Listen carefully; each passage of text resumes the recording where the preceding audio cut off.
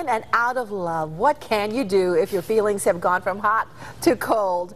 Can you save your relationship, or is it just time to say goodbye? Joining us now is Dr. T. Charles Brantley, a relationship counselor. We like to call him TC here for short. Welcome to Connecticut Style. You're welcome. Thanks for having me back again. Always great to have you. Here, but it's cool. It's I cool. know. It's Don't cool. take offense by it. So, TC, what happens? People, I guess people fall in and out of love. People fall in and out of love because of finances, because of kids, and they forget about the importance of investing into each other, because that's what started the whole process. What do you mean by they fall in and out of love? Does that really entirely go away, or is the love just sort of just It is tempers? there, but the problem is that if you keep eroding the love, you keep eroding the love factor, it will totally go away. And then here comes the affair with somebody else. So that's why I teach couples that, you know what, in a relationship, when you get married, your marriage is like this. It's a strong chain. I brought big boy toys this time, yes, right? of course. A strong chain. But if you're not careful, the time will erode and erode. But again, you're connected. In the beginning, you were connected. The wedding was great.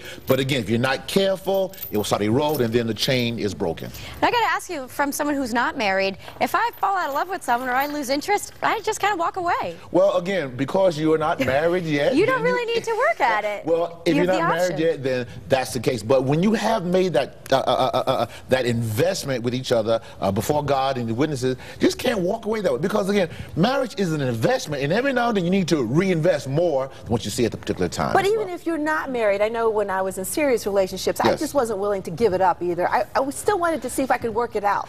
Again, now there's a point where you have to say, okay, when do I fold them, or when do I go forward in it? Now, Exactly. that is why you need a good marriage counselor to help you understand that as well. So they should come and see you, I suppose. Exactly. Come and see me. We take it from there. I guess one of the biggest problems is men and women take the relationship for granted. They take it for granted, and then that's where the trophy mentality, you know, the man finally gets the wife, and I got her, she's in my possession, and then he puts her up on the nightstand and says, oh, look at my wonderful wife. She's nice to walk around with. You just said something, though, that I found kind of offensive.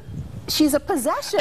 That's the problem, is that you have to understand it is a constant giving of yourself to one another. That's why in a relationship, you got to put the hard hat on. Yeah, you know, how you doing? And you got to work at your relationship. Shouldn't it be easy? Why are we doing all this work? No. Anything worth having, you have to work for it. But, as I tell couples, not only do you work on it, there's good reward, too, as well. All right, now, so it starts eroding.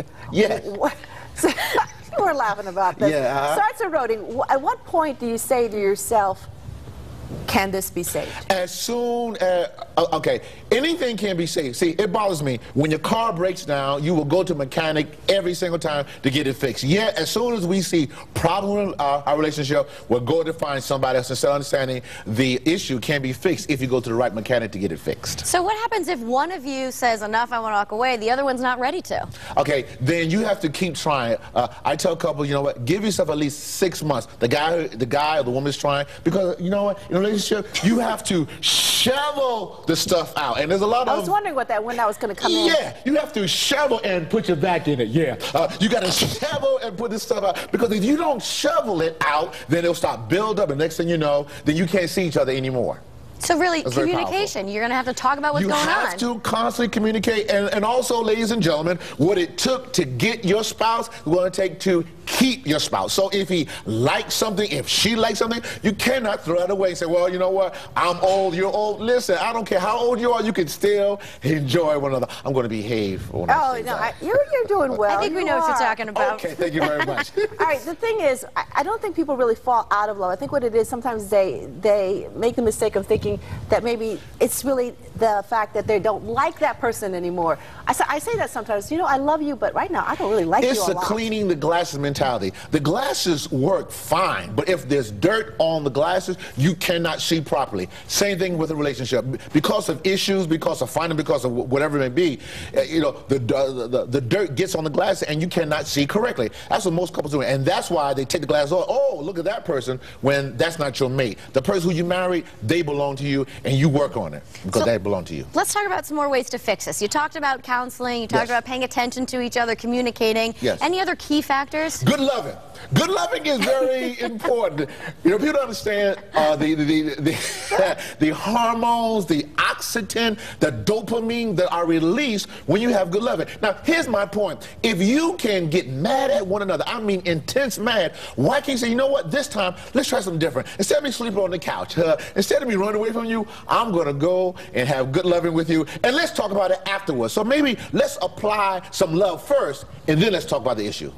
That's one way to look at it. Flip it for a while. Flip it. Flip it, people. Just see if that works. And then if that doesn't work, then what do you got to do? Call a marriage counselor.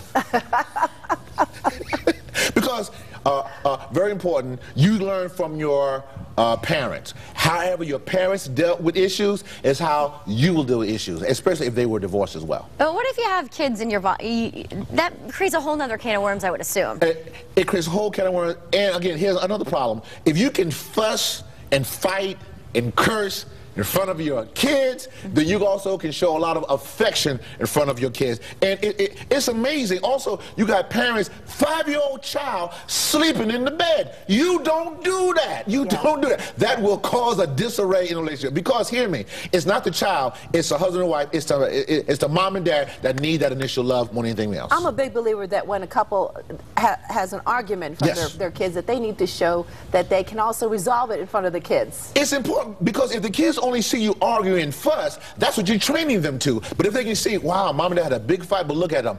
Mom and dad apologized to us in front of them, and then mom and dad are hugging them, and then the kids are saying, most importantly, mom and dad, go get a room. That's what you want your kids to do, not mom and dad, why are you fighting so much? I'm going to behave. I'm going to behave. It's funny stuff, TC. We're out of time, though. Thank you so much for all the tips, bringing the props. It's always a pleasure to have you here. Thanks for having me. TC, you always make it so interesting. That's what I do.